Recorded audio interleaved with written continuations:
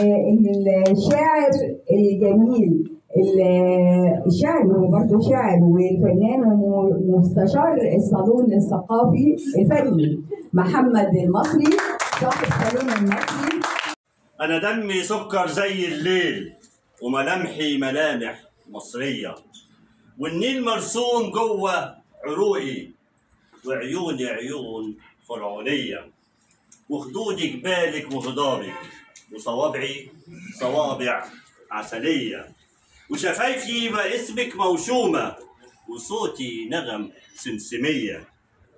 الصبح أنا بفطر على شوقك وعشايا حبك يا بهية، والليل بتمشى على شطوطك عاشق لياليك السحرية، والقلب معلق في هواكي على قد ما كان عشقك ليا، وكمان مكتوب جوه بطاقتي على روح الوحدة الوطنية، مكتوب في بطاقتي الشخصية.